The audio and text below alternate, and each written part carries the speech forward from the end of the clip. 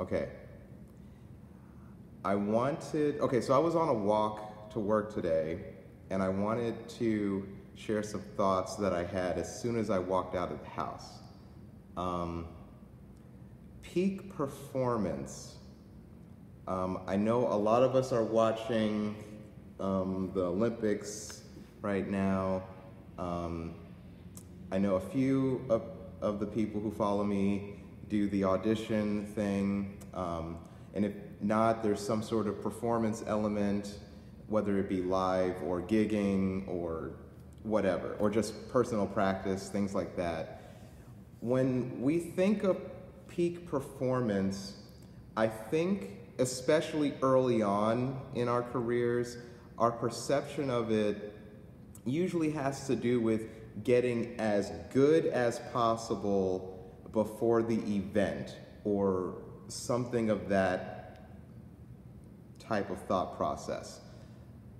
And personally, I think if we instead think of peak performance as getting as good as possible, I wanted to share a little visual just to describe what I'm talking about. So you take Legos, right? You have one Lego that's built pretty solid. If you drop the Lego on the floor, that one Lego is not going to break. It's pretty solid. But if you stack another one on and drop it, they might separate, they might not, depending on how you drop it. It might separate, whether it's completely or a little bit. You could possibly stack a ton of Legos on top of each other, but at a certain point, it's going to be high enough that if you drop it a certain way, they're either going to separate completely or bits and pieces are going to separate. For me, I find that whenever we're working towards something, we're trying to build basically a Lego block or something like that. We're trying to build something essentially. And the only way to test its strength is to let it go and drop it and see how strong it actually is. Unless we actually have the courage to let it go and see what happens, we don't actually know how strong the thing we built was. If we get too comfortable dropping it in the same place in the same way, then we're sure that it's not going to break at that angle. But unless we try a different angle, we don't know if it works at all angles. So the only way you'll be able to build a solid foundation is to first, build it as high as you can until it breaks, and then figure out, okay, where do I have to change the foundation? Do I have to add a block next to it, and then, you have a little triangle block thing? If you ever play with Legos, you know what I'm talking about. So at some point, even as high as you're able to go, you have to go back to the foundation and make that even more solid. You can't just rely on the one foundational block. You have to always go back down to be able to build higher. So I was like, it's stuff people know, but unless you say it out loud and picture that kind of imagery, sometimes you don't understand it as well, or you take it for granted. I'll talk about that in a second. So when we think about peak performance, I think that obviously at a certain point, your development kind of goes as follows. You have a strong foundation, and you're pretty sure that within a certain range from the foundation up, it's pretty solid. So you have a 100% chance of success at the foundation, and then pretty much the majority of the height you go up is probably going to be solid. The higher you go, you don't actually know how strong that high spot is unless you test it. And again, the higher you go, the weaker it might seem sometimes. If you ever see a cube of Lego blocks, the center portions are probably the most strongest part next to the foundation. Everything around it might be slightly more weak, but as soon as it gets, you know what I'm trying to say? Hopefully that makes sense. So to strive for being at the edge and being that good, you might not have as much experience with that level of good. You'll have a lot of experience with the level of strength in the foundation. You have a lot of experience in the middle, but you won't have that much experience with the top. So to kind of push towards that, while it does help you improve over time, to try to aim for that in a stressful situation might not be as reliable. So it's not that you don't want to strive to be as good as possible. You also want to be able to execute things in a sort of comfort zone where you know if you drop it at that angle, it's going to work out. That's how I choose to see peak performance. I don't try to get as good as I can get. I'll always be improving anyway. I'm trying to strengthen my foundation and mid-range. And as you do that, you'll find that hitting that top range, you'll find some common things that might happen when you hit that top range of your technique. You might find that it takes you a certain amount of time to get consistent at that top range, whatever that top range may be, whether it be faster playing or more clean playing. You might find that at a certain point, you have to get a certain type of assuredness, even if it's not all the way together. If you have a certain type of assuredness, you have a 75% chance of executing that top range. As you improve, you might find those occurrences happening more often, so that you know at a certain point, if you need to get that, you know what I'm trying to say, hopefully? I'm talking kind of in circles. But yeah, at a certain point, you know what you know, and you know like how iffy the top range may be, so you can always come back down a little bit to be more assured that things will work out. So let's say the edge of your technique, you have like a 65% chance of executing things consistently, but right below that, you have an 85% chance. Why push yourself to the peak level when you know that just below is where things work out better? So just to kind of deconstruct that type of mindset of peak performance, maybe thinking of it as, getting as consistent as you can within the limitations or the expectations of the event. If you can play 75% of the pieces in time, then you know that your general playing can get you 75% of the, whatever I just said.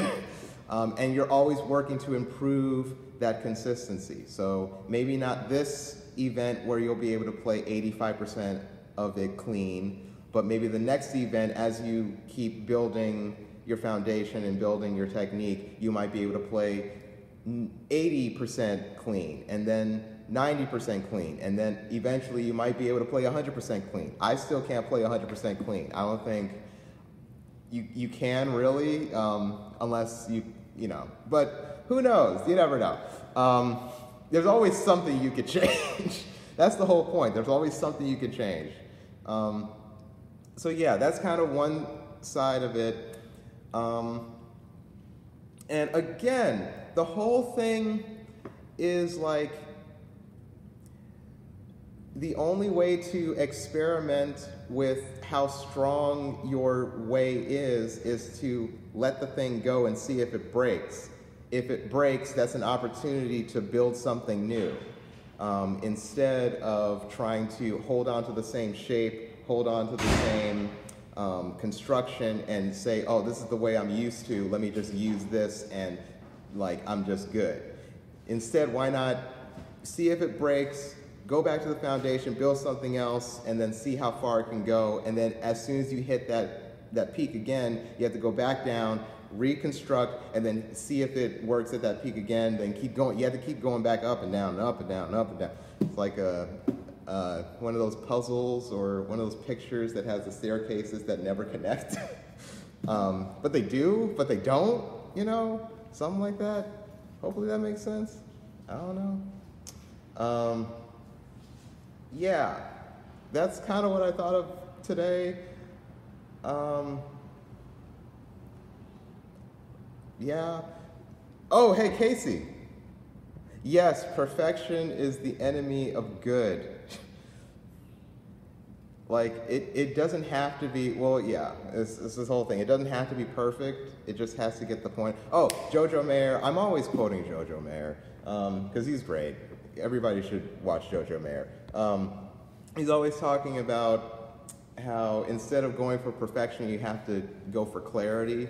Like, nobody cares if you build a bunch of Legos and you can see all the lines. Like, they want to see a cool figure. They don't care that has all these inconsistencies or the lines aren't completely smooth. Like, they want to see a Lego Star Wars thing, Get the point across, be clear. And again, you'll always be improving. Like, why?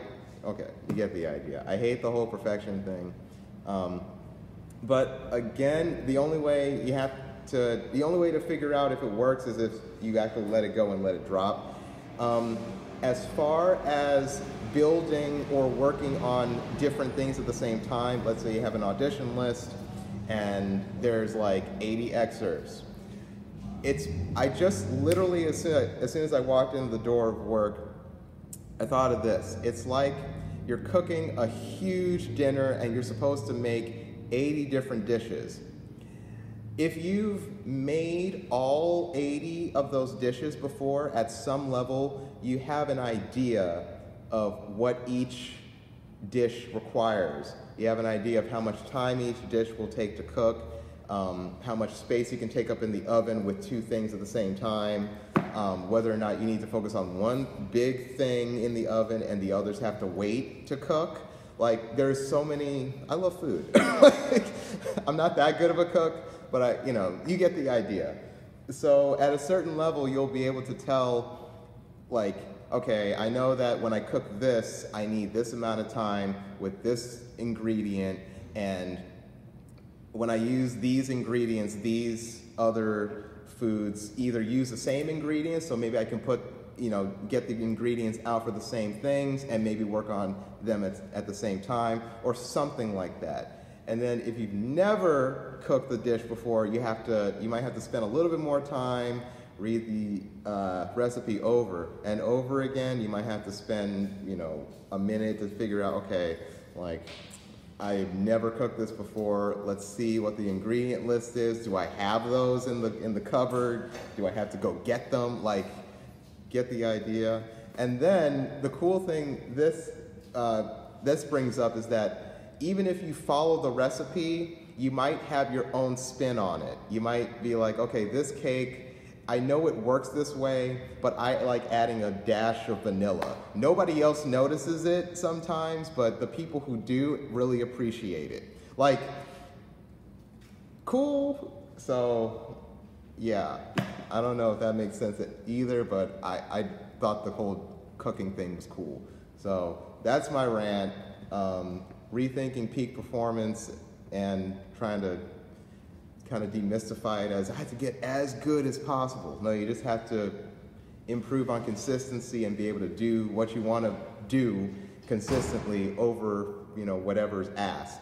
And then when you're working on several things, thinking of it as basically cooking a bunch of dishes. You know how long certain things take. And if you know that one of the dishes is scrambled eggs, and you've made scrambled eggs for whatever, that kind of thing. If you make something too early when it's supposed to be hot, it's not going to be hot by the time you finish all the other stuff.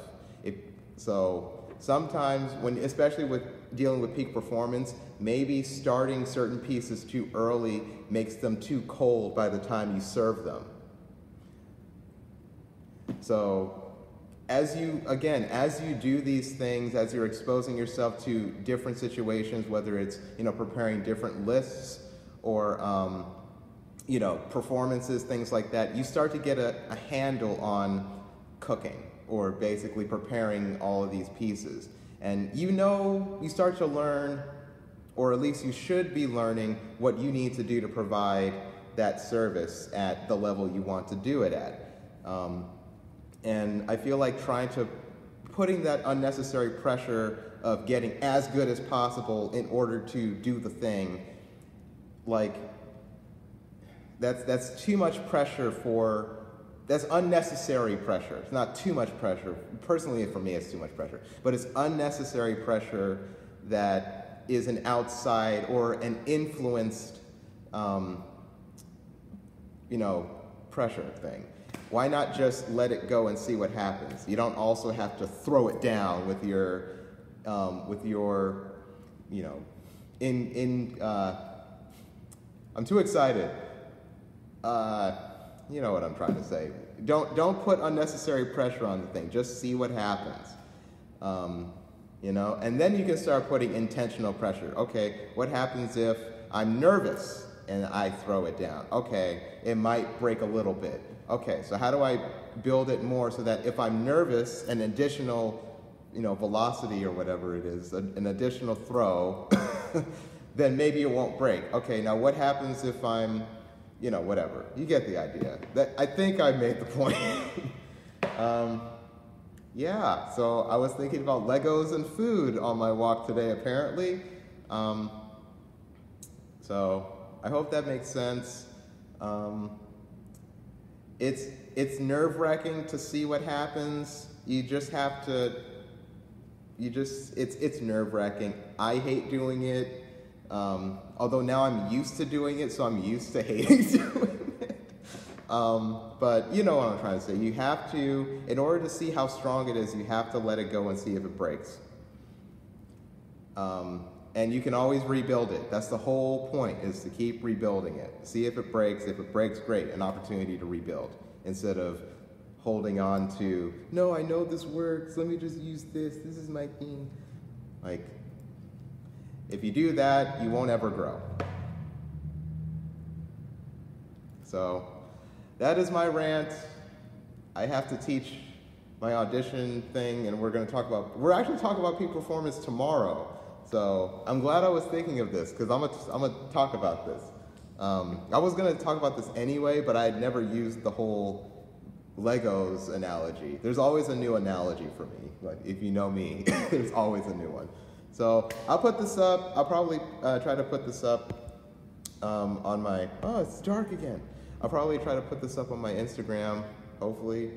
I think the thing is longer now, so. Okay, take care, have a wonderful Tuesday. It's Tuesday. All right, bye.